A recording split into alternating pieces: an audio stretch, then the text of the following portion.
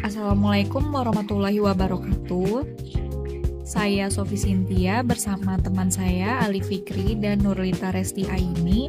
Kami akan membahas hasil percobaan kami tentang bioplastik. Mana bioplastik ini dibuat di latar belakangi adanya masalah lingkungan akibat plastik konvensional yang berbahan dasar minyak bumi yang seperti kita tahu dia tidak terurai secara alami dan menumpuk di tempat pembuangan sampah hingga ekosistem laut. Sehingga kami membuat plastik biodegradable ini menggunakan pati dari limbah tepung yang diperkuat dengan plasticizer, yaitu gliserol dan sorbitol, dan pengisi kalsium karbonat, sehingga diharapkan untuk menjadikan plastik yang ramah lingkungan. Dan limbah tepung ini digunakan karena mengandung pati sekitar 60-70% yang bisa dimanfaatkan dalam pembuatan bioplastik. Lalu bahan yang kami gunakan dalam pembuatan bioplastik ini adalah ekstrak pati dari limbah tepung, lalu pengisinya kalsium karbonat, plasticizer-nya ada gliserol dan sorbitol, lalu asam asetat dan aquades. Lanjut ke metodenya. Sebelum kita membuat percobaan ini, kita harus mengekstraksi dulu tepung sehingga didapatkan patinya, yang dilakukan dengan beberapa tahap untuk memisahkan pati dari vital gluten dalam tepung. Jadi yang pertama adalah 1 kilo limbah tepung yang kami gunakan, ditambahkan 600 ml air, lalu dimixing secara manual dengan tangan hingga membentuk gluten. Kemudian kami resting selama 45 menit.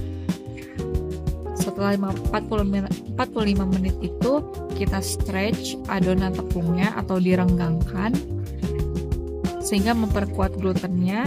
Kemudian di resting lagi selama 45 menit. Lalu tambahkan air kembali terus-menerus sambil diaduk hingga terpisahkan air yang mengandung pati dengan vital gluten. Lalu endapkan air tersebut 24 jam, kemudian dibuang airnya dan didapatkan endapan yang bisa dijemur. Setelah endapan kering, bisa dihaluskan dengan menggunakan blender dan didapatkan serbuk patinya. Nah, berikut gambarnya. Di sini ada foto yang paling sebelah kiri, ada vital glutennya di mana saat dia sudah benar-benar terpisah dari pati. Jadi vital glutennya benar-benar udah bersih dari pati, udah benar-benar terpisah. Bentuknya kayak mengkaret gini. Lalu kita ambil bagian airnya yang mengandung pati. Kami endapkan yang 24 jam tadi, lalu dibuang airnya dan dikeringkan sehingga seperti ini pati yang telah dijemur berbentuk kepingan-kepingan yang bisa kita blender dan dihasilkan serbuk pati yang sudah halus dan bisa untuk dilakukan pembuatan bioplastiknya. Metode pembuatan dari 9 komposisi bioplastik yang berbeda dikembangkan dengan rasio pati limbah, tepung, plasticizer, dan pengisi, yaitu seperti berikut, di mana ada 9 sampel dan ada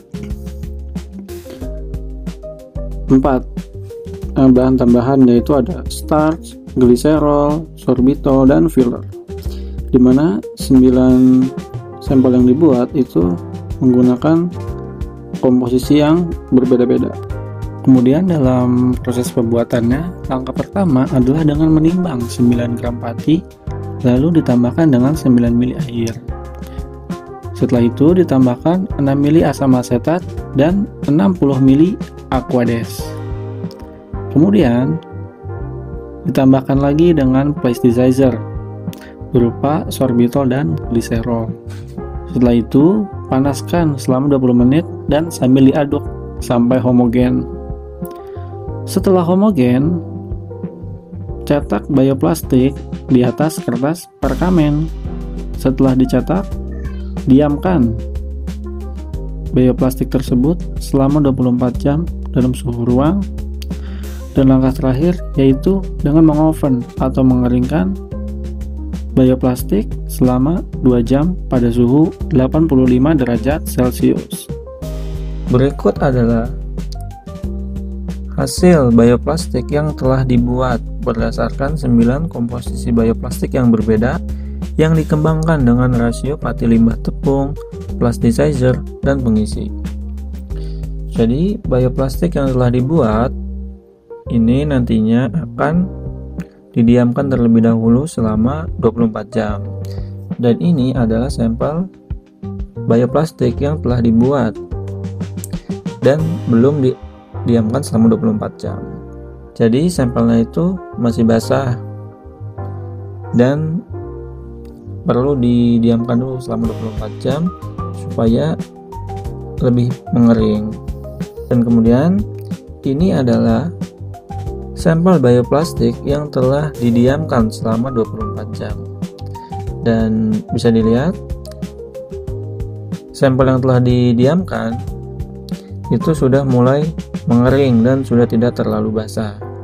Akan tetapi dari ke-9 sampel bioplastik yang telah dibuat berdasarkan rasio komposisi yang berbeda, itu tidak terlihat perbedaan yang signifikan antara yang satu dengan yang lainnya. Jadi terlihat sama. Kemudian setelah didiamkan selama 24 jam, sampel bioplastik akan dikeringkan di dalam oven selama 2 jam pada suhu 85 derajat Celcius.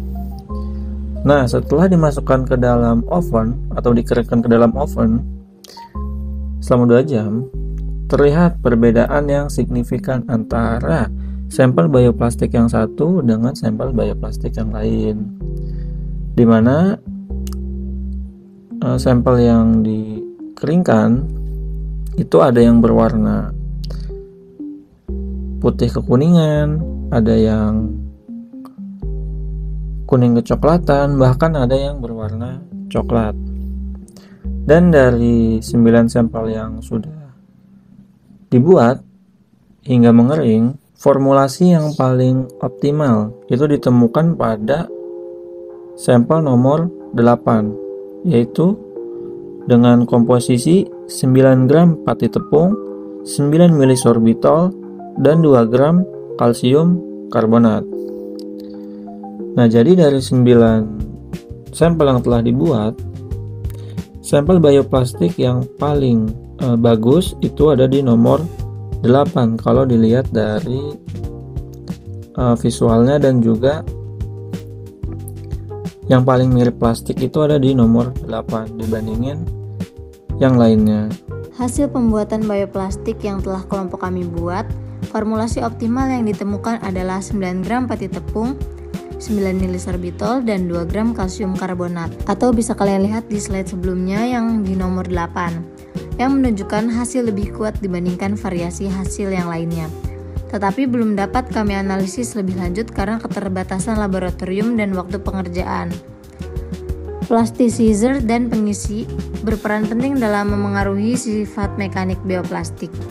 Dengan gliserol meningkatkan fleksibilitas dan elongasi, serta kalsium karbonat meningkatkan ketahanan air dan stabilitas. Kesimpulan yang kami peroleh dari pembuatan bioplastik dari ekstrak limbah tepung adalah studi ini menunjukkan potensi bioplastik berbasis pati sebagai alternatif yang berkelanjutan untuk plastik konvensional. Tantangan masih ada terkait kelarutan air, terutama untuk aplikasi yang melibatkan kelembaban tinggi dan keterbatasan mekanis untuk aplikasi yang menahan beban. Penelitian di masa mendatang harus fokus pada peningkatan ketahanan, kelembaban, dan sifat mekanik untuk aplikasi industri yang lebih luas. Sekian presentasi pembuatan bioplastik dari kelompok kami. Kurang lebihnya mohon maaf. Sekian dari kami. Wassalamualaikum warahmatullahi wabarakatuh. Terima kasih.